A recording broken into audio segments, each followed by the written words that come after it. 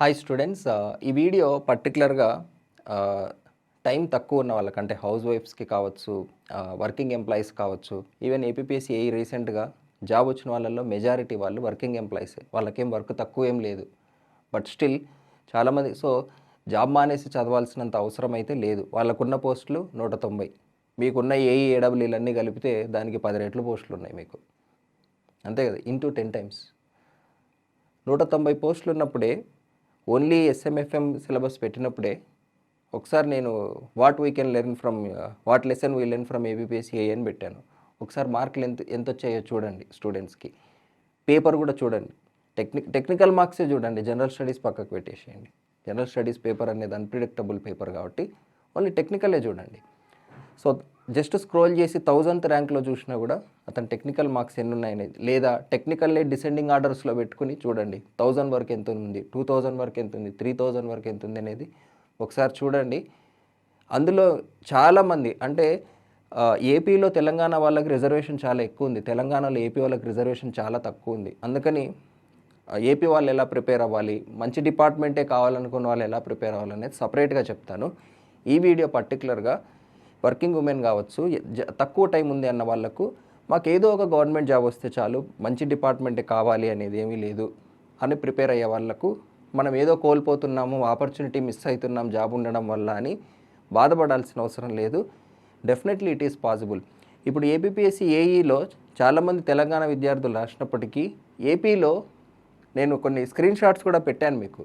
కొంతమంది women already పిల్లలుండి 9th month carrying ఉండి జాబ్ చేస్తూ ప్రిపేర్ అయ్యి క్రాక్ చేసిన అమ్మాయి ఉంది. మరి వాళ్ళని బీట్ చేయలేదే, వాళ్ళని బీట్ చేసి ఉండొచ్చు కదా. చాలామంది బాగా ఫుల్ టైం ప్రిపేర్ అయ్యే వాళ్ళందరూ వాళ్ళని బీట్ చేసి జాబ్ కొట్టుండొచ్చు కదా. ఏమైనా స్ట్రెంత్ ఏమైనా తక్కువ ఉందా? 45,000 మంది రాశారు, అందులో సగం మంది ఆఫ్టర్నూన్ సెషనే రాయలేదు. దాన్ని బట్టే ఇన్ఫ్యాక్ట్ ఏపీ పాపులేషన్ కూడా ఎక్కువ, మీకు తెలిసిందే. సో ఎలా చూసుకున్నా సరే 20,000 మంది ఏపీలో రాశారు అంటే 2 పేపర్స్, తెలంగాణలో అంతకంటే తక్కువే ఉంటారు. అంటే మినిమం ఏదో అటెంప్ట్ చేద్దాం అనుకున్న వాళ్ళ గురించే అండి నేను చెప్పేది, ప్రిపేర్ అయ్యే వాళ్ళ గురించి కూడా కాదు, రైట్? సో అంటే కనీసం కాంపిటీషన్లో ఉన్న వాళ్ళు మ్యాక్సిమం 5,000 ఉంటారండి, అంతకు మించి ఉండరు. ఈ విషయం నేను ఆల్రెడీ చెప్తూ వస్తున్న వీడియోలో. ఏపీపీఎస్సీ ఏఈ మార్క్ షీట్ చూసినా కూడా మీకు ఈ విషయం చాలా క్లియర్గా అర్థమవుతుంది. ఈవెన్ 5,000 అనేది కూడా మీకు ఇప్పుడు పెద్ద నెంబర్ అనిపించచ్చు. ఒకప్పుడు 20,000 రాస్తారేమో, 30,000 రాస్తారేమో అని. దీనికి జనరలైజ్డ్ అంటే ఇక్కడ ఏం జరుగుతుందంటే బేసిక్గా ప్రతి స్టూడెంట్ వాళ్ళ దగ్గరలో తెలివైన స్టూడెంట్ని అడుగుతాడు ఎప్పుడు కూడా, ఎలా చదవాలి, ఎలా ప్రిపేర్ అవ్వాలి, నాలో ఈ లోపాలు ఉన్నాయి, అది ఇది అని. ఆ స్టూడెంట్కి ఇక్కడ చాలామంది మోసపోయేది ఏంటంటే ఇంటెలిజెన్స్ వేరు, గ్రాస్పింగ్ వేరు, అనాలిసిస్ వేరు. ఈ 3 డిఫరెంట్ స్కిల్స్ అండి. చాలామంది నాకు ఇంటెలిజెన్స్ ఉందనుకుంటారు, కానీ నాకున్నది ఇంటెలిజెన్స్ కాదు, నాకున్నది అనాలిసిస్. యాక్చువల్గా ఇది చాలా పవర్ఫుల్. అనాలిసిస్ స్కిల్ అనే దానికి ఉన్న అడ్వాంటేజెస్ వేరే లెవెల్. అసలు మీ అందరు నాకు ఎందుకు కనెక్ట్ అవుతున్నారు అంటే నా కమ్యూనికేషన్ వల్లే కాదు, నేను ఒక ప్రాబ్లమ్ని ఎలా చూస్తున్నాను, దాని సొల్యూషన్ ఎలా తీసుకొస్తున్నాను, ఈ ఆలోచన విధానం, మనం ఎలా అనలైజ్ చేస్తున్నాం పరిస్థితుల్ని, ఈ స్ట్రాటజీని మనం ఎలా డిరైవ్ చేస్తున్నాం అంటే ఎన్నో పేపర్లు నేను అనలైజ్ చేస్తాను. కాబట్టి అసలు ఏం చూడాలి, ప్రిపరేషన్ స్ట్రాటజీ చెప్పేటప్పుడు ఏం చెప్పాలి, ఈ అనాలిసిస్ స్కిల్లే నన్ను నిలబెడుతుంది నిజంగా చెప్పాలంటే. ఈ మెమరీ తక్కువే, మనకు మెమరీ లేదు, టాలెంట్ లేదు, గ్రాస్పింగ్ స్కిల్ లేదు అంటే అంత గొప్పగా ఏం లేదు. బట్ అనాలిసిస్ స్కిల్ అనేది మాత్రం ఒక మంచి టాపర్ లెవెల్లోనే ఉంది అని నేను ఫీల్ అవుతాను నాకైతే. ఓకే, సో ఆ అనాలిసిస్తోనే చెప్తున్నాను నేను. 5,000 అనేది కూడా నన్ను అడిగితే కొంచెం పెద్ద నెంబరే. ఈవెన్ హెచ్ఎన్డబ్ల్యూఎస్ చూడండి, 8,000 మంది రాశారు అన్ని బ్రాంచులు. ఓకే, మెజారిటీ సివిల్ రాశారు, 7,000 మంది సివిలే రాశారు అనుకున్నా, 7,000 అనేది చిన్న నెంబరే కదా. పోస్టులు తక్కువ ఉన్నాయని రాయలేదంటారా? మరి పోస్టులు తక్కువ ఉన్నాయి అని రాయని వాడు మీకు కాంపిటీషన్ ఎట్లయితాడు? వాడి గురించి మీకెందుకు? ఆ రాసిన 8,000 మంది మార్కులు కానీ వస్తే మీరు అప్పుడు కట్ ఆఫ్ మార్క్ చూసి భయపడతారు బేసిక్గా. అప్పటి పోస్టులకు ఇప్పుడు పోస్టులకు సంబంధం లేదు. బల్క్ రిక్రూట్మెంట్కి, చిన్న రిక్రూట్మెంట్కి ప్రిపరేషన్ స్ట్రాటజీలు మారిపోవాలి. జాబ్ క్రాక్ చేస్తే చాలనుకున్న వాళ్ళ గురించి చెప్తున్నాను. ఇప్పుడు హెచ్ఎన్డబ్ల్యూఎస్లో మనకు 80 చేంజ్ వాట్ ఎవర్ ఉన్నాయి. ఆర్ఎండ్బి చాలామందికి ఫేవరెట్ డిపార్ట్మెంట్ కాబట్టి 145 ఇంక్లూడింగ్ 2 జోన్స్. అంటే హెచ్ఎన్డబ్ల్యూఎస్ ఏ లెవెల్ ఆఫ్ కాంపిటీషన్ ఉందో ఆర్ఎండ్బికి కూడా అదే లెవెల్ ఆఫ్ కాంపిటీషన్ ఉన్నట్టు లెక్క. ఆర్ఎండ్బి వాళ్ళు చూసుకోండి ఆ కట్ ఆఫ్స్, మిగిలిన వాళ్ళు మీకెందుకు ఆ కట్ ఆఫ్స్, మీకు అవసరం లేదు. అండ్ ఇంకొకటి అవేర్నెస్లో కూడా ఉన్న ఒక చిన్న తేడా చెప్తాను మీకు. ఇది చెప్పొచ్చో లేదో తెలియదు మరి. హెచ్ఎన్డబ్ల్యూఎస్ టైంలో 8 నెలలు ఉంది కదండి, అప్పటికి ఆన్లైన్ కోచింగ్ కూడా చాలా ఇన్స్టిట్యూట్లు స్టార్ట్ కూడా చేయలేదు. చాలా వరకు విజయ అకాడమీనే ఉండేది ఆన్లైన్ అంటే. అప్పుడు నాకు 200 మంది జాయిన్ అయ్యారు 8 మంత్స్లో.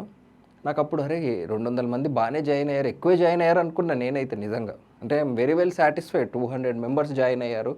ఒకప్పుడు సంవత్సరానికి 300 మంది జాయిన్ అయ్యేవాళ్ళు. నాకు ఓన్లీ ఒక నోటిఫికేషన్ వల్ల, హెచ్ఎన్డబ్ల్యూఎస్ నోటిఫికేషన్ వల్లే 200 మంది జాయిన్ అవ్వడం చాలా ఎక్కువ అనిపించింది నాకు. ఈరోజు ఓన్లీ టుడే ఈ వీడియో రికార్డ్ చేస్తున్న రోజు 200 మంది జాయిన్ అయినారు అప్రాక్సిమేట్లీ. అంత ఎగ్జాక్ట్గా నాకు కూడా తెలియదు కానీ, అంటే చూడండి ఎంత అవేర్నెస్లో ఎంత తేడా ఉందో. నాకు 8 నెలల్లో జాయిన్ అయిన స్టూడెంట్స్, ఈరోజు జాయిన్ అయిన స్టూడెంట్స్, టోటల్ గురించి కూడా మాట్లాడడం లేదు నేను, రెండు ఆల్మోస్ట్ సేమ్. ఇంత తేడా ఉంది అప్పటికిప్పటికి అవేర్నెస్లో. మరి వీళ్ళందరూ నిజంగా సీరియస్ కాంపిటీషన్ మీకు అనుకుంటే, ఇందులో ఈజీగా 90% ఆఫ్ ద స్టూడెంట్స్ ఏదో ట్రై చేద్దాము, జాబ్ పడింది కదా, అఫోర్డబుల్ ప్రైజే కదా అన్నట్టుగా ట్రై చేసి తీసుకుని ఏదో చూస్తారో చూడరో కూడా తెలియదు చాలామంది క్లాసులు. కొంతమంది ఓన్లీ ఎగ్జాములు రాయడానికో, టెస్టులు రాయడానికో, ఇట్లా జస్ట్ టైంపాస్కి తీసుకునే వాళ్ళు, తీసుకుందాం చదివితే చదువుదాం లేకపోతే తర్వాత, లేదా పేరెంట్స్ బలవంతం మీద తీసుకున్న వాళ్ళు, ఇలా రకరకాలు ఉంటారు. సో వీళ్ళందరినీ చూసి మీరు భయపడాల్సిన అవసరం లేదు. స్ట్రెంగ్త్ పెరుగుతుంది డెఫినెట్గా, బట్ ఈ నెంబర్ మాత్రం పెరగదు. దీని గురించి మీరు వరి అవ్వాల్సిన అవసరం లేదు. ఒక సబ్స్క్రిప్షన్ రాగానే నార్మల్ స్టూడెంట్ ఏం సీరియస్ స్టూడెంట్ అయిపోడు, రైట్? వాడు ఏదో ఎగ్జైట్ అయిన 4 రోజులు చదువుతాడేమో. సో అసలు సీక్రెట్ అంతా ఉన్నది కన్సిస్టెన్సీలో. ఇదంతా మీకు ఎందుకు చెప్తున్నానంటే, ఈ ఎగ్జామ్ క్రాక్ చేయడం అంత పెద్ద కష్టం కాదని ఫీలింగ్ మీకు వచ్చిన తర్వాత మీకు స్ట్రాటజీ అనేది క్లియర్గా అర్థమవుతుందని. ఓకే.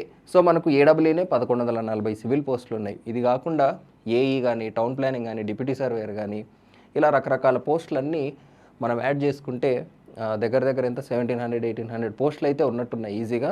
అప్రాక్సిమేట్గా అంటే జస్ట్ ఈ కాంపిటేటివ్ ఎగ్జామ్లో కొద్దిగా సీరియస్గా ప్రిపేర్ అవుతుంటే చాలు, you directly have 50% probability to get job. Negative marking కూడా లేదు. అంటే సీరియస్గా ప్రిపేర్ అయితే చాలు, యూ హ్యావ్ 50% ప్రాబిలిటీ. ఇది అన్నిసార్లు సాధ్యం కాదు. ఇక లైఫ్లో మళ్ళీ మీరు కానీ నేను కానీ ఇలాంటి ప్రాబబిలిటీతో ఇంత మంచి గవర్నమెంట్ జాబ్ని చూసే అవకాశం అయితే లేదండి. జస్ట్ మీరు సీరియస్గా ప్రిపేర్ అవుతుంటే 50% ఆఫ్ ద ప్రాబిలిటీలో మీరు ఆల్రెడీ ఉన్నట్టే. ఈ విషయాన్ని మీరు గమనించండి అంతే. ఈ ఒక్క విషయాన్ని మీరు నమ్మినారంటే మీకు ప్రిపరేషన్ అంత స్ట్రెస్ అనిపించదు. చాలామంది స్ట్రెస్ ఫీల్ అవుతూ ఉంటారు, కానీ ఇందులో నేను చెప్పిన ప్రతి నెంబరు కూడా మిమ్మల్ని కన్విన్స్ చేయడానికి మార్చి చెప్పింది ఏమీ కాదు. మీరు కూడా ఒక్కసారి ఆలోచిస్తే మీకు వాస్తవాలు తెలుస్తాయి. What ever maybe the engineering college, మీరు ఏ ఇంజనీరింగ్ కాలేజ్లో చదివినా జనరల్ ఇంటేక్ ఒక సెక్షన్కి 66 ఉంటుంది కదా, ఒకవేళ 2 సెక్షన్స్ ఉంటే 120 అలా ఉంటాయి. మీరు మీ కాలేజ్లో గవర్నమెంట్ జాబ్కి ప్రిపేర్ అవుతున్న వాళ్ళు ఎంతమంది ఉన్నారు చెప్పండి? ఇన్ఫ్యాక్ట్ సివిల్ ఇంజనీరింగ్లోనే ఎక్కువ మంది గవర్నమెంట్ జాబ్ ప్రిపేర్ అవుతారు. అదర్ బ్రాంచెస్లో రిలేటివ్లీ తక్కువ పోస్టులు ఉంటాయి కాబట్టి, ఈ 66లో మీ సర్కిల్లో ప్రిపేర్ అవుతున్న వాళ్ళని చూడండి. అన్లెస్ అంటిల్ మీ పర్టికులర్ కాలేజ్లో ఎవరైనా ఏడబ్ల్యూ గురించి ఆల్రెడీ అవేర్నెస్ ఉన్న ఫ్యాకల్టీ స్టూడెంట్స్ని డ్రైవ్ చేస్తూ ఉంటే, అక్కడ ఉంటే కొంచెం ఎక్కువ ఉండే అవకాశం ఉంది అవేర్నెస్ వల్ల. బట్ ఓవరాల్గా ఇన్ జనరల్ మనం గమనిస్తే, ఒకసారి మీరు చెక్ చేసుకోండి, మీ ఇంజనీరింగ్ కాలేజ్లో ఈ ప్రిపరేషన్లో ఉన్న వాళ్ళు 5 మంది ఉంటారండి అంతే. మనకెందుకురా గవర్నమెంట్ జాబ్ అన్న వాళ్ళే ఉంటారు. మిగిలిన వాళ్ళందరూ, ఆ మిగిలిన వాళ్ళు ఏదో నోటిఫికేషన్ పడిందని ట్రై చేయడానికి వస్తూ ఉంటారు. వాళ్ళు మనకు అవసరం లేదు. నిజంగా ప్రిపేర్ అయ్యే వాళ్ళు ఎంతమంది, వాళ్ళు కావాలి. అందులో మీకు ప్రతివాడు కాంపిటీటర్ ఉండడు. కొంతమంది జస్ట్ సీరియస్గా ప్రిపేర్ అవుతూ ఉంటారు అంతే. వాళ్ళకి ఎలా ప్రిపేర్ అవ్వాలి ఇదంతా ఏం తెలియదు. జస్ట్ జాబ్ కావాలి, ఏదో ప్రిపేర్ అవుతూ ఉంటారు అంతే. ఓ స్ట్రాటజీ పాడు ఏమీ లేకుండా. అలా ఉన్నా కూడా నీకు ఇంకా 50% ప్రాబిలిటీ ఉంది. అది నేను చెప్పే పాయింట్ ఇక్కడ. ఓకే, సో స్కిల్ ఉన్నవాళ్ళు, టాలెంట్ ఉన్నవాళ్ళు ఈజీగా జాబ్ తెచ్చుకునే ఒక మంచి అవకాశం. సో ఉన్న ఉద్యోగాన్ని మానేయాల్సిన అవసరము అరే నేను హౌస్ వైఫ్గా ఉండిపోయాను, అసలు పెళ్లి చేసుకోకపోయి ఉంటే మంచిగా టైం ఉండేది గవర్నమెంట్ జాబ్ ప్రిపేర్ అవ్వడానికి, ఇలా ఫీల్ అవ్వాల్సిన అవసరం లేదు. నన్ను అడిగితే definitely it is a achievable target, that to without taking much stress. అంత స్ట్రెస్ తీసుకుని ఎలాగైనా ప్రిపేర్ కావాలి అని అంత హైరాణ పడాల్సిన అవసరం కూడా లేదు నన్ను అడిగితే. ఇది మిస్లీడ్ చేయడానికో మీ ప్రిపరేషన్ని తగ్గించడానికో చెప్పడం లేదు, కానీ ఇది మీరు డైజెస్ట్ చేసుకుంటే మీ ప్రిపరేషన్లో స్ట్రెస్ అనే పదమే ఉండదు. రేపు పొద్దున మీకు జాబ్ ఈజీగా వస్తుంది, మీరే నమ్మలేరు. మీరు పడ్డ ఈ పీరియడ్లో పడ్డ స్ట్రెస్ అంతా అరే దీనికోసమా ఇన్ని రోజులు స్ట్రెస్ పడిందనే ఫీలింగ్ మీకు వస్తుంది. నేను చెప్తున్నా 100% వస్తుంది. ఇప్పుడు ఆల్రెడీ ఏపీఎస్సీ సెలెక్ట్ అయిన వాళ్ళని అడిగినా కూడా ఇదే చెప్తారు. కానీ మీరు పెద్ద స్ట్రెస్ లేకుండా ప్రిపేర్ అవుతూ జాబ్ క్రాక్ చేశారనుకోండి, అప్పుడు మీకు కూడా మీ ప్రిపరేషన్ స్ట్రాటజీ కానీ మీ అనాలిసిస్లో కానీ మీరు ప్రిపేర్ అయిన విధానం కానీ మీకు చాలా కరెక్ట్ అనిపిస్తుంది. ఫ్యూచర్ వాళ్ళకు కూడా కరెక్ట్ గైడెన్స్ అనేది ఇస్తారు. సో చాలామంది వాళ్ళు స్ట్రెస్ఫుల్గా ప్రిపేర్ అవుతూ వాడు తెలివైన వాడని చెప్పి వాడిని చూసి వీళ్ళు కూడా స్ట్రెస్ఫుల్గా ప్రిపేర్ అవుతుంటారు. అంత స్ట్రెస్తో ప్రిపేర్ అవ్వాల్సిన అవసరం లేదు, రైట్? సో ఫస్ట్ ఇది మీకు క్లారిటీ అనమాట. సో ఉన్న జాబులు వదిలేయడమో, అరే మనకు తక్కువ టైం ఉంది ప్రిపేర్ అవ్వకపోతే ఎలా, సరే ప్రిపేర్ అవ్వలేకపోతున్నాం మన పరిస్థితి ఎలా అని ఆలోచించాల్సిన అవసరం లేదు. If you are a serious aspirant you directly have 50% probability to get job. ఇది వాస్తవం. ఓకే, నెక్స్ట్ ఇలా తక్కువ టైం ఉన్న వాళ్ళు చేసే ఫస్ట్ తప్పు ఏంటో చెప్తాను. ఫస్ట్ తప్పు ఏం చేస్తారంటే వీళ్ళు ప్రిపరేషన్ ఫాస్ట్గా కంప్లీట్ చేయాలనుకుంటారు. ఇక్కడే చాలామంది చేసే అతిపెద్ద తప్పు. కొంతమంది టైం తక్కువ ఉన్నా సరే ఉన్న టైంని అడ్జస్ట్ చేసుకుని నీట్గా నోట్స్ రాసుకోవడం కావచ్చు, ఏవైనా సరే కరెక్ట్గా పర్ఫామ్ చేసి జాబ్ క్రాక్ చేస్తారు. వీళ్ళకు టైము లేకపోవడం ఒకటి, ఆ టైము లేదనే సాకు, మళ్ళీ మా దగ్గర టైం లేదు అని వాళ్ళ మైండ్కి వాళ్ళే సాకులు చెప్పుకుంటా ఫాస్ట్గా సరిగా ప్రిపేర్ అవ్వరు. అసలు ఉన్న టైంని ఎఫెక్టివ్గా యూటిలైజ్ చేసుకుంటే మీకు ఖచ్చితంగా జాబ్ వస్తుందండి. నేను చెప్తున్నా కదా, నాది హామీ.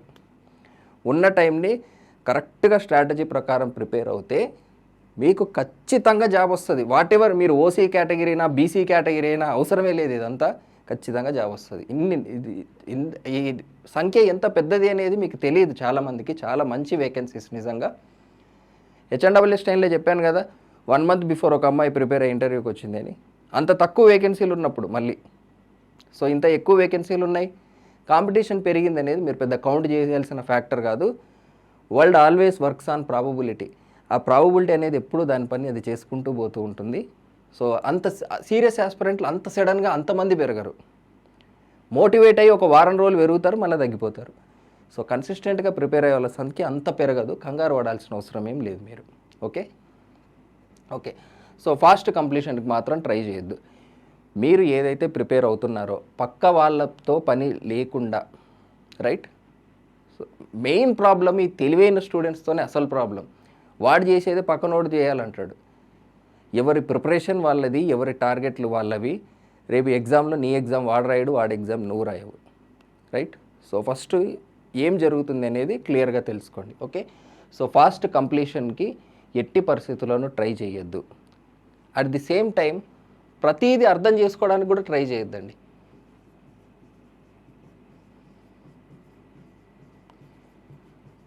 అండర్స్టాండ్ ఇన్ డీటెయిల్ అంటే ప్రతిదీ ఇదెందుకు వచ్చింది, అదెందుకు వచ్చింది, ఇది ఎక్కడి నుంచి వచ్చింది, అంత టైం లేదు మీ దగ్గర. అలా అని ఏమీ చూడకుండా అట్లా పైన చూసుకుంటూ వెళ్ళిపోతే ఉన్న ఆపర్చునిటీ నాశనం అయిపోతుంది, రైట్? సో తక్కువైన ప్రాబ్లమే, ఎక్కువైన ప్రాబ్లమే, మోడరేట్గా ఎంత అవసరమో అంత, రైట్? సో ఫస్ట్ మీరు టోటల్ అన్ని కాన్సెప్ట్లు అంటే ఒక కాన్సెప్ట్ మీకు అర్థం అవ్వకపోతే అర్థం అవ్వని కాన్సెప్ట్లన్నీ ఒక చోట రాసుకోండి. నెక్స్ట్ టాపిక్కి వెళ్ళిపోండి, ఏమీ పర్వాలేదు. ఫస్ట్ సిలబస్ని ఒక గోత్రు అంటే మొత్తం ఒక సిలబస్ని చూడండి. ఫస్ట్ నోట్స్ రాస్తారా రాయరా అనేది సెకండరీ. ఒకసారి చూడండి మొత్తం క్లాసులన్నీ, అసలు సబ్జెక్ట్ ఏంటి అనేది మీకు అర్థం కాకపోయినా పర్వాలేదు, ఏం కాదు అర్థం కాకపోయినా, కానీ చూడండి ఖచ్చితంగా క్లాసు. ఫస్ట్ టైం చూడండి. సెకండ్ టైము నోట్స్ రాసే వాళ్ళు ఎవరైనా సరే ఇఫ్ పాసిబుల్ ఆన్లైన్ క్లాసెస్లో జనరల్గా ప్యారలల్గా నోట్స్ రాయడం అనేది చాలా కష్టమైన విషయం. ఫస్ట్ టైం వింటే మాత్రం చాలా కష్టం అది. సెకండ్ టైం ఆ క్లాస్ వినండి. సెకండ్ టైము మీ మైండ్ 50% పనిచేసినా మీకు ఆ క్లాస్ అర్థమైపోతుంది, ఆల్రెడీ వినున్న క్లాస్ కాబట్టి. అప్పుడు మీరు నోట్స్ రాయొచ్చు. లేదు అది కూడా టైం వేస్ట్ అనుకుంటే డైరెక్ట్ వర్క్ షీట్స్ రాసేసుకోండి, సరిపోతుంది. అదే ఫ్లో ఉంటుంది కాబట్టి మీకు ఎక్కువ టైం వేస్ట్ కాదు, రైట్? సో కాన్సెప్ట్ రిలేటెడ్ నేను మీకు ఇచ్చే సజెషన్ ఏంటి అంటే, ఫాస్ట్గా చదవడానికి ట్రై చేయొద్దు, నోట్స్ ఖచ్చితంగా రాయండి. నోట్స్ రాయడానికి మీరు అలా చూడడానికి చాలా చాలా చాలా తేడా ఉంటుంది. మీరు ఎన్ని సాకులు చెప్పినా సరే మీకు దీనికి టైం సరిపోతుంది. నేను చెప్తున్నా 100% సరిపోతుంది. ఇప్పుడు నుంచి స్టార్ట్ చేసినా కూడా మీకు నోట్స్ రాయడానికి టైం సరిపోతుంది. దీనికి ఎన్ని గంటలు పెట్టాలి రోజుకి అని ఇప్పుడైనా సరే మీకు రోజుకు 4 గంటలు. ఇప్పుడు పిల్లలు ఉన్నారు, స్కూల్ టైం ఒక 4 గంటలు వాళ్ళు స్కూల్కి వెళ్తారు కదా, that is the best time నన్ను అడిగితే. పిల్లలు లేని టైం బెస్ట్ టైం మీకు.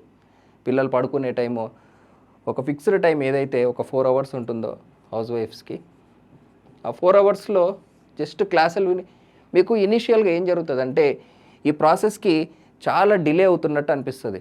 అరే మనము వారం రోజులు అయిపోయింది, ఈ టాపిక్ వరకే వచ్చేసాము, నిజంగా సిలబస్ అయిపోతుందా, ఈ భయం మీకు వస్తుంది. ఇది నేను ముందే చెప్పడం వల్ల మీకు ఆ భయం రాదు. సో దీన్ని ఏమి పట్టించుకోవద్దండి. నేను చెప్పినట్టుగా కాన్సెప్ట్ చూడండి. ఫస్ట్ టైం జస్ట్ అలా చూసేయండి. Second time notes or worksheet, మీకు ఏది కన్వీనియంట్ అనిపిస్తే అది రాయండి వర్క్షీట్. ఒకవేళ ఇప్పుడు నోట్స్ రాస్తే రివిజన్ టైంలో మాత్రం వర్క్షీట్ ఖచ్చితంగా రాయండి. ఓకే, మీ ఇష్టం, ఎలా అయినా పర్వాలేదు. ఓకే, సో జస్ట్ ఒకసారి రాసుకోండి అంతే. అర్థమైందా ఓకే, అర్థం కాలేదా, అర్థం కానిది ఒక లిస్ట్ పెట్టుకోండి. తర్వాత మళ్ళీ ఒకసారి చూసి అర్థం చేసుకొని ట్రై చేయండి. అప్పటికే అర్థం కాలేదా వదిలేసేయండి, ఏం కాదు. మళ్ళీ చెప్తున్నాను కదా, ఈ ప్రాబిలిటీ అనేది దానిపైన చేసుకుంటూ పోతూ ఉంటుంది. ఉన్న ఇన్ని సబ్జెక్ట్స్లో మనం చెప్పిన దాంట్లో మీకు అర్థం కానిది ఎగ్జామ్కి రావడానికి చాలా తక్కువ ప్రాబిలిటీ ఉంది. ఎస్, మీరు చెప్పని ప్రతిదీ రాదా, కష్టమైన ప్రతిదీ రాదా అని వితండవాదం చేసేవాళ్ళు, ఎక్సెప్షనల్ కేసులు చూపించేవాళ్ళు ఎప్పుడూ ఉంటానే ఉంటారు. అవి ఎంత పర్సెంట్ అనేది క్యాల్కులేట్ చేయడం చాలా ఇంపార్టెంట్. కానీ ఓకే, ఇది చదవకపోయినా అర్థం కాకపోయినా ఏమీ కాదు అని మీరు కంఫర్టబుల్గా నెక్స్ట్ టాపిక్ చదువుతారు చూసారా, ఆ ఫ్లోలో ఉన్న అడ్వాంటేజ్ చాలా ఎక్కువ. మీకు అర్థం కాలేదు, ఇది అర్థం కాకపోతే ప్రతిదీ అర్థం చేసుకోకపోతే మనకు జాబ్ రాదు అనే ఒక ఫీలింగ్ వల్ల మీరు ఏది పర్ఫెక్ట్గా చేయలేరు, సిలబస్ కంప్లీట్ అవ్వదు బేసిక్గా. సో ఫస్ట్ ఫోకస్ అనేది అర్థం అయినా కాకపోయినా సరే సిలబస్ని కంప్లీట్ చేసే ప్రయత్నం చేయండి. ఏ టాపిక్స్ అయితే మీకు అర్థం కాలేదో ఆ టాపిక్ ఒకసారి పక్కకు రాసుకోండి. సెకండ్ టైం వింటున్నప్పుడు మీకు అది మ్యాక్సిమం సెకండ్ టైంకి అర్థమైపోతుంది. మీకు ఆ టాపిక్ ఫస్ట్ టైంకి అర్థం కాకపోయినా సెకండ్ టైం వింటున్నప్పుడు ఆటోమేటిక్గా అర్థమైపోతుంది. ఇది నేను ఇచ్చే suggestion concept related. Next questions related. So మనకు క్వశ్చన్స్ రిలేటెడ్ జనరల్గా ఈ direct theory, concept or theory అనుకుందాం.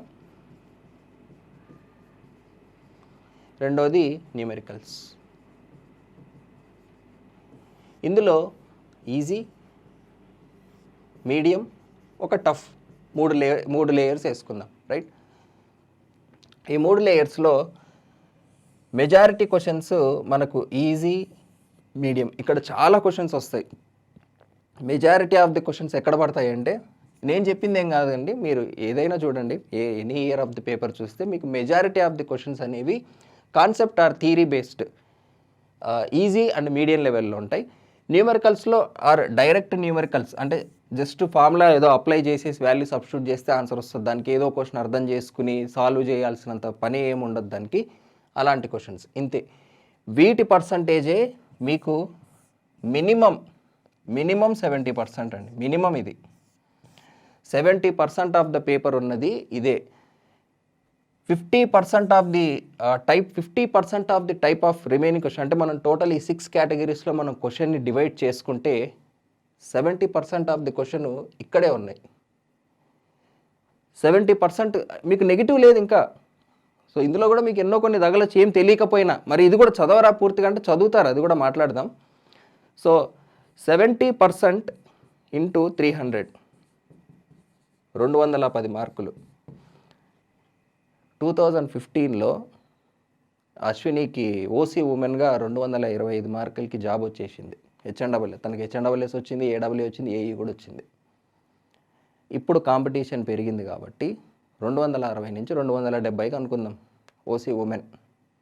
అంతే, అంతకు మించి కట్ ఆఫ్లు అంటే ఇంకా మరీ డెడ్ ఈజీ పేపర్లు ఇస్తే తప్ప on and average cut off అయితే అంతే అండి. ఇక కోర్సులు అమ్ముకోవడానికే ఇది చాలా కష్టమైన పేపరు, మీరు రోజుకు 16-17 గంటలు చదివితే తప్ప జాబ్ రాదు అని మీ చేత 16-17 గంటలు చదివించి జాబు తెప్పించి మీతో అదే రైట్ అని నమ్మించే ప్రయత్నం చేస్తారు. వాళ్ళది రాంగ్ అని నేను అనడం లేదు, కానీ there is a easy way. ఇద్దరము రైట్ అవ్వచ్చు కదా. ఇప్పుడు వాళ్ళు రైట్ అని ప్రూవ్ చేస్తే నాకు పోయేది ఏం లేదండి. ఎందుకంటే మనం ఏదో ఈ ఫీల్డ్లో ఉండాలి, ఏదో ఎక్కడికి వెళ్ళిపోవాలని అనుకునే టార్గెట్లు ఏం లేవు మనకి. నేను రైట్ అనే ప్రూవ్ చేయాలనుకుంటున్నా, ఇంత కష్టపడాల్సిన అవసరం లేదని. నేను రైట్ అని ప్రూవ్ చేస్తే వాళ్ళకు ప్రాబ్లం, కానీ వాళ్ళు రైట్ అని ప్రూవ్ అయితే నాకు వచ్చిన ప్రాబ్లం ఏమీ లేదు. సో ఆబ్వియస్లీ నేను రాంగ్ అని వాళ్ళు ప్రూవ్ చేయాలనుకుంటారు. అంటే ఇది వాళ్ళు కావాలని చేసేది కూడా కాదు. ఈ ప్రాసెస్ని నమ్మడం చాలా కష్టం బేసిక్గా. స్టూడెంట్కైనా ఇప్పుడు ఏ ఫ్యాకల్టీకైనా వాళ్ళు చెప్తుంది కరెక్ట్ అనే ఫీలింగ్ ఉంటేనే వాళ్ళు చెప్పగలరు. సో ఇంత ఈజీ ప్రాసెస్ ఒకటి ఉంది అంటే వాళ్ళకు కూడా డైజెస్ట్ చేసుకోవడానికి కానీ నమ్మడానికి కానీ చాలా కష్టంగానే ఉంటుంది, వాస్తవం అది. అండ్ పర్టికులర్గా ఒకటే సబ్జెక్టు చాలామంది 1 or 2 సబ్జెక్ట్స్ ఎక్కువ డీల్ చేస్తూ ఉంటారు కాబట్టి వాళ్ళ పాయింట్ ఆఫ్ వ్యూలో వాళ్ళ సబ్జెక్ట్కి ఎక్కువ ఇంపార్టెన్స్ ఉన్న ఫీలింగ్ కానీ ఎక్కువసేపు చెప్పిన ఎక్స్పీరియన్స్ కానీ వాళ్ళకున్న అనుభవంలో ప్రతిదే, అంటే ఇప్పుడు వాళ్ళకి తెలిసినంత సబ్జెక్ట్ కూడా నాకు తెలిసి ఉండకపోవచ్చు, కానీ వాళ్ళకి తెలియని అనాలిసిస్ నాకు తెలుసు. That is very very important. అది నేను చెప్పే పాయింట్ ఇక్కడ. అంటే ఇవన్నీ ఎందుకు చెప్తున్నానంటే చాలామంది మిస్లీడ్ అయిపోతున్నారని, అంతే. అంటే ఈజీగా తెచ్చుకునే ఒక ప్రాసెస్ ఉంది. ఫస్ట్ దీనికి ప్రిపేర్ అయ్యి తర్వాత మీరు ఎవరినన్నా నమ్మండి, ఏమన్నా చేసుకోండి, నాకు ప్రాబ్లం లేదు. టైం లేని వాళ్ళు కూడా గవర్నమెంట్ జాబ్ తెచ్చుకునే అవకాశం ఉంది అనేది ఒక్కటే నా పాయింట్, అంతకంటే ఏం లేదు ఇక్కడ. Okay, so 70% of the questions ఇందులో మరి ప్రతిదీ మీరు సాల్వ్ చేయగలరా అంటే చేయలేకపోవచ్చు, కానీ ఇందులో ప్రతిదీ మీరు వదిలేయరుగా. ఇందులో ఎన్ని తప్పులు చేశారో అందులో అన్ని కరెక్ట్ చేశారనుకోండి, మీకు ఈ మార్క్స్ అయితే వస్తాయి కదా. ఓకే, సో జనరల్ స్టడీస్ పేపర్లో మీకు 60 మార్కులే వచ్చాయనుకుందాం, అందులో 40 మనకు రీజనింగ్, ఇంగ్లీష్ ఇవి కూడా ఉన్నాయి 40 మార్కులకి. ఓకే, సో 60 to 70 మార్క్స్ అయితే చాలా వరకు ఈజీగా స్కోర్ చేయగలరు కదా.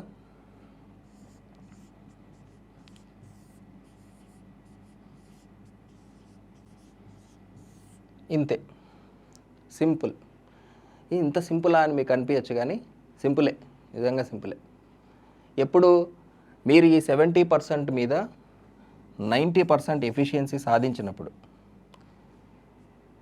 జాబు తెప్పించేది ఎప్పుడూ కూడా ఈజీ క్వశ్చన్లే, కష్టమైన క్వశ్చన్లు కాదు.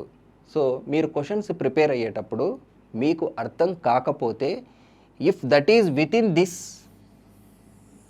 దెన్ దాన్ని ఎట్టి పరిస్థితుల్లోనూ అర్థం చేసుకోకుండా వదలొద్దు. కాన్సెప్ట్ అయినా అర్థం కాకపోతే పర్వాలేదు, కానీ క్వశ్చన్ సొల్యూషన్ మాత్రం అర్థం కాకుండా వదిలేయద్దు. క్వశ్చన్స్ మీద ఎక్కువ టైం పెట్టండి, కాన్సెప్ట్ ఫాస్ట్గా కంప్లీట్ చేసుకోండి. ఇది నేను చెప్పే ఫస్ట్ పాయింట్ మీకు. ఓకేనా. నెక్స్ట్ లేయర్ ఇది మీడియం న్యూమరికల్. ఇది కూడా ఒక మంచి గేమ్ చేంజర్ అని చెప్పొచ్చు. మీడియం న్యూమరికల్స్ క్యాల్కులేషన్ ట్రిక్స్ చాలా బాగా యూజ్ అయ్యే ఒక మంచి రీజన్ ఇదే. ఏపీపీఎస్సీ ఏఈలో చాలామంది వీజీ స్టూడెంట్స్ ఎక్కడ క్రాక్ చేశారు అంటే ఇక్కడే అండి, మీడియం న్యూమరికల్స్. ఇన్ఫ్యాక్ట్ వీజీ అకాడమీలో ఎక్స్క్లూజివ్ స్పెషల్గా ఏది ఉంది అంటే నా క్వశ్చన్ సాల్వింగ్లో పర్టికులర్గా ఈ రేంజ్ న్యూమరికల్ క్వశ్చన్స్ మాత్రం చాలా యూనిక్ మెథడ్ ఆఫ్ సాల్వింగ్ ఉంటుంది. ఇది చాలామంది స్టూడెంట్స్ కూడా చూసుంటారు. అపార్ట్ ఫ్రమ్ థియరీ క్వశ్చన్స్ ఎలా చూడాలి, చాలామంది వీజీ అకాడమీ సబ్స్క్రిప్షన్ తీసుకున్న తర్వాత కూడా సార్ ఎక్కువ మంది చెప్పిన విషయం క్వశ్చన్ చూసే విధానం కానీ క్వశ్చన్ సాల్వ్ చేసే టైం కానీ ఎక్స్పోనెన్షియల్గా తగ్గిపోయింది. అసలు ముందు మేము సాల్వ్ చేసే మెథడ్కి ఇప్పటికీ అసలు సంబంధమే లేదని ఇన్ఫ్యాక్ట్ ఓన్లీ నా క్వశ్చన్ సాల్వింగ్ కోసమే సబ్స్క్రిప్షన్ తీసుకున్న వాళ్ళు కూడా చాలామంది ఉంటారు, రైట్. బట్ ఇది కూడా అంత అవసరం లేదు నిజంగా చెప్పాలంటే. బట్ ఇది అనుకోని సందర్భాల్లో, అంటే మీకు ఇందులో ఏవైనా మీరు తప్పులు చేసినా కూడా అనుకోని సందర్భాలలో ఇది మిమ్మల్ని కాపాడుతుంది. ఈ రేంజ్ అంటారా, మీకు అవసరం లేదు, నో నీడ్. మీకు జాబ్ తెచ్చుకోవడానికి కష్టమైన థియరీ కానీ కష్టమైన న్యూమరికల్ కానీ అవసరమే లేదు జాబ్ తెచ్చుకోవడానికి. No need. సో మీరు క్వశ్చన్స్ సాల్వ్ చేస్తున్నప్పుడు కూడా అరే మనకి ఇది అర్థం కావలేదే అన్నప్పుడు అది ఈ కేటగిరీలో ఉంటే డైరెక్ట్లీ యూ నెగ్లెక్ట్ దట్, డైరెక్ట్గా నెగ్లెక్ట్ చేయండి. మీడియం రేంజ్ న్యూమరికల్స్ కూడా అంత అర్థం కాకపోయినా పర్వాలేదండి, ట్రై చేయండి అంటే అర్థం చేసుకోవడానికి. ఈ 3 మాత్రం 90% ఎఫిషియన్సీ అనేది ఖచ్చితంగా రావాలండి. ఇది మాత్రం చాలా చాలా ఇంపార్టెంట్. మరి 90% ఎఫిషియన్సీకి మన ఏ సోర్సెస్ ఫాలో అవ్వాలని అడుగుతూ ఉంటారు చాలామంది. దీనికి ఒక పర్టికులర్ డెఫినేషన్ ఏం లేదండి, ఎందుకంటే ర్యాండమ్నెస్ మీద ఆల్రెడీ నేను ఒక వీడియో చేశాను. సో ఫస్ట్ థింగ్, ఎక్కడైనా చూడండి, ఎనీ టెస్ట్ సిరీస్ ఎక్కడైనా, అది ఒక ఇండియా బిక్సా, టెక్స్ట్ బుక్కా, ఇంకో ఇన్స్టిట్యూటా, ఎక్కడైనా చూడండి, ఒక్కటే తేడా ఏంటి అంటే ఇది ఏ ప్రీవియస్ ఇయర్ క్వశ్చన్ అని నేను మెన్షన్ చేస్తా, అక్కడ మెన్షన్ చేయరు. అదే తేడా. మీరు టెస్ట్ సిరీస్ రాసేటప్పుడు ఇప్పుడు వీజీ వర్క్ బుక్ అనేది చాలా ఈజీగా అవైలబుల్ అయిపోతుంది కాబట్టి చాలామందికి ప్రీవియస్ క్వశ్చన్స్ చేస్తే ఏమీ రాదు అని చెప్పేవాళ్ళు కూడా, వాళ్ళకు కూడా తెలియదు వాళ్ళు ఇస్తే ప్రీవియస్ క్వశ్చన్స్ చాలా వాటిల్లో ఆల్రెడీ వచ్చింది అని. చూసేటప్పుడు అరే ఇది ఆల్రెడీ డిస్కస్ చేసిందే కదా, వర్క్ బుక్లోదే కదా, క్వశ్చన్ బ్యాంక్లోదే అని కదా స్టూడెంట్ నాకు చెప్తున్నాడు. ఇదే జరుగుతుంది ఫైనల్గా. సో కొత్తగా క్వశ్చన్స్ క్రియేట్ చేయడం అనేది చాలా చాలా తక్కువ పర్సంటేజ్ అండి. సో ఉన్న సోర్సెస్సే మీరు ఎఫెక్టివ్గా యూటిలైజ్ చేసుకోవాలి. మనకున్న క్వశ్చన్ బ్యాంక్ ఏదైతే ఉందో ఆ క్వశ్చన్ బ్యాంక్లో ఈ కేటగిరీలో అన్ని ఎగ్జామ్స్లో అంటే ఫస్ట్ ఇనీషియల్గా మనకు ఏపీ టు టీఎస్ కాపీ అయ్యే క్వశ్చన్స్ చాలా ఉంటాయి. క్వశ్చన్ సాల్వింగ్లో క్లియర్గా అర్థమవుతుంది మీకు. ఏపీలో వచ్చిన question as it is copy paste అయ్యి టీఎస్లో వచ్చినవే మీరు ప్రీవియస్లో చూస్తే ఈజీగా 30% ఉంది, ఈజీగా. సో ఆల్రెడీ సొల్యూషన్స్ చూసిన వాళ్ళకి అర్థమై ఉంటుంది. అది డైరెక్ట్ అంటే విత్ వాల్యూస్ కూడా చేంజ్ చేయనటువంటివి కాపీ పేస్ట్ అయినవి 30% ఉన్నాయి టీఎస్పీఎస్సీ పేపర్స్లో మనం గమనిస్తే. ఇంకా ప్రీవియస్ గేట్ నుంచి కాపీ అయినవి ఉన్నాయి. పర్టికులర్ 2018 పేపర్లో మనం చూస్తే చాలా ప్రీవియస్ గేట్ క్వశ్చన్స్ కాపీ పేస్టే, వాల్యూస్ కానీ ఆప్షన్స్ కానీ ఏమీ మార్చకుండా కాపీ పేస్ట్ అయినవి ఉన్నాయి, రైట్. సో అలా ఆ అడ్వాంటేజ్ని కూడా మీరు వదిలిపెట్టకూడదు అనమాట. సో మీరు ఫస్ట్ కాన్సెప్ట్ని వీలైనంత తొందరగా కంప్లీట్ చేయండి. అంటే ఇప్పుడు నేను క్లాసులు చెప్పింది దగ్గర 100 to 150 అవర్స్ ఉంటే కాన్సెప్ట్, అంతే, మరీ ఎక్కువ కూడా ఉండవు మనవి. మీకు 150 అవర్స్ పడుతుంది అనుకుందాం, ఎందుకంటే పెద్దగా అర్థం చేసుకోవడానికో టైం వేస్ట్ చేయడానికో మీకు ఉండదు కాబట్టి 150 అవర్స్ అనే టైం కాన్సెప్ట్కి పెట్టండి. మిగిలిన టైం ఎంత ఉన్నా సరే ఎగ్జామ్ దగ్గరకు వస్తుంది అన్నప్పుడు 8 అవర్స్ 9 అవర్స్ స్పెండ్ చేయండి. చాలామంది చేసే తప్పు, నోటిఫికేషన్ పడ్డప్పుడు 8 గంటలు చదివి ఎగ్జామ్ ముందు 4 గంటలు 2 గంటలు చదువుతారు. అది చాలామంది చేసే తప్పు. సో ఎగ్జామ్కి వారం ముందు ఎలా ఉండాలి, నెల రోజుల ముందు ఎలా ఉండాలి, నోటిఫికేషన్ పడ్డప్పటి నుంచి ఎలా ఉండాలి. సో మన ప్రిపరేషన్ అనేది కన్సిస్టెంట్గా ఇంక్రీజ్ అవ్వాలి. చాలామందికి కన్సిస్టెంట్గా డిక్రీజ్ అవుతూ ఉంటుంది ఎగ్జైట్మెంట్లో, ఏం చేయాలనో తెలియక, రైట్. సో ఈరోజు కంపేర్ చేసుకుంటే రేపటికి నువ్వు బెటర్ పర్సన్ అవుతున్న రోజు నేను ఎవ్వడు ఆపలేడు. నువ్వు ఇంప్రూవ్ అవుతూ ఉంటే చాలు, ఎంతో కొంత నువ్వు నాలెడ్జ్ విషయంలో, స్కిల్ విషయంలో ఇంప్రూవ్ అవుతూ ఉంటే చాలు, ఎంతో కొంత నిన్ను ఎవ్వడు ఆపలేడు. ఓకే. సో 3 నెలలు అనేది నిజంగా చాలా మంచి టైం. నన్ను అడిగితే మినిమం 3 నెలలు మనకి ఎలాగో వస్తుంది కాబట్టి. సో కాన్సెప్ట్ ప్రిపేర్ అవ్వండి, నోట్స్లో వర్క్షీట్ ఏదో ఒకటి రాసుకున్న తర్వాత క్వశ్చన్ ప్రాక్టీస్ అంటే మీరు ఆల్రెడీ క్లాస్లో ఏపీ అండ్ టీఎస్ సొల్యూషన్స్ ఎలాగో చూస్తారు కాబట్టి apart from that SSC JEE చేయండి, ఐఈఎస్ చేయండి, గేట్ చేయండి, వేరే స్టేట్ గవర్నమెంట్ ఏవైనా సరే ఈ రేంజ్లో ఉన్నవి అలా ప్రాక్టీస్ చేస్తూ ఉండండి చాలు. ఇది ఎంతవరకు చేయాలనే దానికి ఒక లిమిట్ అంటూ లేదండి, చేస్తూనే ఉండాలి. తర్వాత లాస్ట్ 1 మంత్ మాత్రం మనము ప్యూర్లీ టెస్ట్ సిరీస్కి అలానే రివిజన్ షెడ్యూల్ కూడా ఉంటుంది మనది. సో నేను కూడా రెగ్యులర్గా ఇంపార్టెంట్వి ఈ కేటగిరీలో పడ్డవి, అలానే ప్రీవియస్ గేట్లో కానీ ఐఏఎస్లో కానీ ఉన్న కొన్ని మంచి క్వశ్చన్స్ కానీ ఇలాంటివి కూడా రివిజన్ షెడ్యూల్లో నేను మీతో డిస్కస్ చేస్తూ ఉంటాను, రైట్. సో ఇది కాకుండా పర్టికులర్గా ఎగ్జామ్ అన్నీ తెలుసు కానీ ఎగ్జామ్ రాయడం తెలియని వాళ్ళు ఉంటారు. సో వాళ్ళు టెస్ట్ సిరీస్, రైట్. ఇది కూడా మనకి ఎంతో కీలకమైనది. ఆఫ్లైన్ టెస్ట్ సిరీస్ కూడా పెడుతున్నాం కాబట్టి దాన్ని కూడా వీలైతే యూటిలైజ్ చేసుకోండి మీకున్న పరిస్థితుల్ని బట్టి. ఓకే. సో ఓవరాల్గా ఈ వీడియోలో చెప్పిన విషయాలన్నీ గ్లిమ్స్గా చెప్పేస్తాను. సీరియస్గా ప్రిపేర్ అవుతున్న ప్రతి ఆస్పిరెంట్కి ఆల్రెడీ 50% ప్రాబిలిటీ ఉన్నట్టే లెక్క. I'm talking only with respect to civil engineering అండి, మిగతా బ్రాంచెస్ గురించి నాకు తెలియదు. సివిల్ ఇంజనీరింగ్ అయితే మనం అనాలిసిస్ చేస్తాం కాబట్టి నాకు తెలుసు. సో 1:2 జస్ట్ ప్రిపేర్ అవుతుంటే అండి అంతే. కరెక్ట్‌గా ప్రిపేర్ అయితే కాదు. ప్రిపేర్ అవుతుంటే 50% ప్రాబబిలిటీ ఉన్నట్టే. ఓకే. సో కాన్సెప్ట్‌ని త్వరగా గానీ, ఎక్కువ సేపు గానీ ప్రిపేర్ అవ్వద్దు. మాక్సిమం 150 అవర్స్ ఇంతకు మించి ఇవ్వద్దు. రైట్. కావాలంటే సబ్జెక్ట్ సబ్జెక్ట్ సెలెక్టివ్‌గా చేసుకోవద్దు. టాపిక్స్ సెలెక్టివ్‌గా చేసుకోండి కావాలంటే. అంటే ఈ సబ్జెక్ట్‌లో ఈ టాపిక్ నుంచి ఎక్కువ క్వెషన్‌లు రావడం లేదు కాబట్టి ఇది అవాయిడ్ చేద్దామనేవి చేయండి కావాలంటే. ఎప్పుడు కూడా ఒక సబ్జెక్ట్‌ని వదిలేయద్దు. అది కంప్లీట్‌లీ రాంగ్ స్ట్రాటజీ. ఎందుకంటే ఈజీ క్వెషన్‌లు ఇంపార్టెంట్‌గా తెలిసిన క్వెషన్‌లు చాలా సబ్జెక్ట్స్ నుంచి రిపీట్ అయ్యాయనుకోండి, ఆ అడ్వాంటేజ్ మీకు వెళ్ళిపోతది. ఆ అడ్వాంటేజ్‌ని మాత్రం వదులుకోకూడదు ఎప్పుడు గూడా. మీకు ఏదైనా టాపిక్ కష్టంగా ఉంది, అందులో క్వెషన్స్ లేవంటే కంప్లీట్‌గా హ్యాపీగా వదిలేసేయండి. ప్రాబబిలిటీ దాని పని అది చేసుకుంటూ వెళ్ళిపోతది. ఓకేనా? సెకండ్‌ది ఇక క్వెషన్ ప్రాక్టీస్ అనే దానికి అంతమే లేదు. ఇందులో నేను డివైడ్ చేసిన 3 కేటగిరీల నుంచి మినిమమ్ 90% ఎఫిషియెంట్‌గా మనం చేయగలను అనే కాన్ఫిడెన్స్ మాత్రం మీరు సంపాదించడం చాలా చాలా ఇంపార్టెంట్. ఇది అయిపోయిన తర్వాత మీ క్యాలిక్యులేషన్ ఎబిలిటీస్ గానీ, ఇవన్నీ ఇంప్రూవ్ చేసుకోవడానికి ట్రై చేయండి. రైట్. సో ఈ ప్రాసెస్ అంతా ఎగ్జామ్కి 1 మంత్ ముందు వరకు మీరు చేస్తూ ఎగ్జామ్ రిలేటెడ్, ఎఫిషియన్సీ రిలేటెడ్ మీరు ఏదైనా ఇంప్రూవ్మెంట్ చేసుకోవాలనుకుంటే లాస్ట్ 1 మంత్ మీరు దాన్ని కేటాయించండి చాలు. ఓకే. సో ఈ ప్రాసెస్ అంతా చేయడానికి మీకు హార్డ్లీ నన్ను అడిగితే ఒక 3 నెలల టైం అయితే మనకు ఈజీగా ఉంటుంది. రోజుకు మీరు ఒక 4 అవర్స్ అంటే సరిపోకపోవచ్చు, ఒక 6 అవర్స్.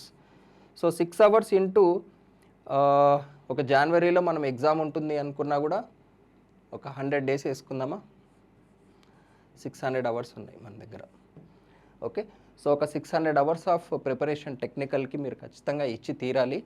రైట్. సో ఈ 600 అవర్స్లో కాన్సెప్ట్కి మనం 150 అవర్స్ తీసేస్తున్నాం కాబట్టి, సో 150 అవర్స్ కాన్సెప్ట్కి, 450 అవర్స్ క్వశ్చన్స్కి పెట్టండి. సో చాలామంది ఇది రివర్స్లో చేస్తూ ఉంటారు, అలా చేయొద్దు. రైట్. సో కాన్సెప్ట్ ఏది ఇంపార్టెంటో క్వశ్చన్స్లో మీకు ఏదైనా ఎక్స్ట్రా కాన్సెప్ట్ ఉందనుకోండి, ఆ క్వశ్చన్ చూసి తెలుసుకుంటారు అంతే. దాని గురించి ఎక్కువ ఆలోచించాల్సిన అవసరం లేదు. మీరు ఓవరాల్గా మీకు ఆ సబ్జెక్ట్ గురించి ఐడియా ఉంది, ఈ క్వశ్చన్లో ఒక కొత్త కాన్సెప్ట్ ఉంది, నేర్చుకుంటారు అంతే. సో దాని గురించి అరే మనం ఇది చదవలేదే అని ఫీల్ అవ్వాల్సిన అవసరం ఏం లేదు దాని అంతటికి. ఓకేనా? సో ఇదండి ఓవరాల్గా తక్కువ టైం ఉన్న వాళ్ళకి రోజుకు 6 అవర్స్ అనేది కూడా కొంచెం ఎక్కువే నాకు తెలుసు. బట్ స్టిల్ ట్రై చేయండి 6 అవర్స్కి. ఒకవేళ 6 అవర్స్ కుదరలేదు అనుకుంటే అప్పుడు టాపిక్ని మీరు చాయిస్గా తీసుకోండి, సబ్జెక్ట్ని చాయిస్గా తీసుకోవద్దు. ఒకవేళ మీకు 4 అవర్సే ఉన్నాయి అనుకుంటే ఈ డ్యూరేషన్ని 100 గంటలు చేసేద్దాం. ఒక 50 గంటలు మీరు చాయిస్ తీసుకోండి. అంటే ఒకవేళ ఇక్కడ 4 ఉందనుకోండి, అప్పుడు మీకు 400 అవర్సే ఉంటాయి కాబట్టి ఇక్కడ ఒక 100 అవర్స్ తీసేసి 1:3 అంటే కాన్సెప్ట్కి 100 గంటలు పెడితే క్వశ్చన్స్కి 300 గంటలు పెట్టాలి.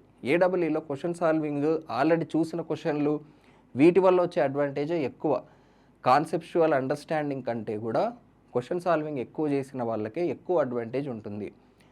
తర్వాత మీకు ఏదైనా క్వశ్చన్ సాల్వ్ చేస్తున్నప్పుడు పర్టికులర్ కాన్సెప్ట్ మీకు అర్థం కాలేదని అప్పుడు మీరు రియలైజ్ అయితే ఆ పర్టికులర్ కాన్సెప్ట్ని కావాలంటే మీరు మళ్ళీ నేర్చుకోవచ్చు. కానీ ఓవరాల్ కాన్సెప్ట్ అంతా మనం చూసేసాము, ఒక ఐడియా ఉంది మనకు సబ్జెక్ట్ మీద అనే ఒక అడ్వాంటేజ్ ఉంటుంది కదా, మీరు ఒక సేఫ్ జోన్లో పడిపోతారు ఆ స్టేజ్లో మీకు తెలియకుండానే. అప్పుడు మీకు లక్ మీద కూడా జాబ్ రావచ్చు, చెప్పలేం. సో ఆ అడ్వాంటేజ్ని మీరు కోల్పోకూడదు అనమాట. అది నేను మీకు చెప్పేది. ఓకేనా? సో ఇదండి ఓవరాల్ తక్కువ ప్రిపరేషన్ ఉన్న వాళ్ళకు నా సజెషన్ అయితే if possible 6 hours, minimum is 4 hours.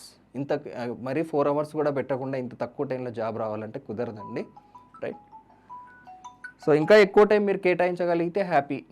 But ఒక్కటి మాత్రం నిజం అండి, జాబ్ మానేయకుండా కూడా గవర్నమెంట్ జాబ్ తెచ్చుకోవడం బల్క్ రిక్రూట్మెంట్లో పెద్ద కష్టమైన విషయమే కాదు. ఇది ఎగ్జామ్ అయిపోయిన తర్వాత ప్రూవ్ అవుతుంది, నాకు నమ్మకం ఉంది. మీరు కూడా చూస్తారు అది నిజమా కాదా అనేది. సో ఇలా వాట్ ఎవర్ ద స్ట్రాటజీ, అంటే ఎగ్జాక్ట్గా ఒక మనిషి చెప్పినట్టు ఇంకో మనిషి ప్రిపేర్ అవ్వాలనే రూల్ ఏం లేదు అండి. ఇది విన్న తర్వాత మీ పరిస్థితిని బట్టి మీ స్ట్రాటజీ మీకు ఒక ఓన్ ఐడియా వచ్చేస్తుంది ఆటోమేటిక్గా. మీ బ్రెయిన్ ఏంటో మీకు తెలుసు కాబట్టి ఒక ఐడియా అనేది వచ్చేస్తుంది. సో దానికి తగ్గట్టుగా మీరు ఒక స్ట్రాటజీ వేసుకుని ప్రిపేర్ అవుతూ ఉన్నారనుకోండి, you will definitely get job. మీరు కూడా సర్ప్రైజ్ అవుతారు, నిజంగా ఇంత ఈజీగా మనకేనా ఈ జాబ్ వచ్చింది అని మీరు కూడా సర్ప్రైజ్ అవుతారు. మనం కూడా గవర్నమెంట్ జాబ్ తెచ్చుకోవచ్చా అని. Right. So anyway I wish you all the best. ఇంకా వేరియస్ అదర్ స్ట్రాటజీస్తో కూడా మనం వస్తాము డీటెయిల్డ్గా. పర్టికులర్గా వర్కింగ్ ఎంప్లాయీస్కి అంత టైం ఉండదు కాబట్టి సింపుల్గా చెప్పేసాను ఈ స్ట్రాటజీ అనేది. Thanks for watching.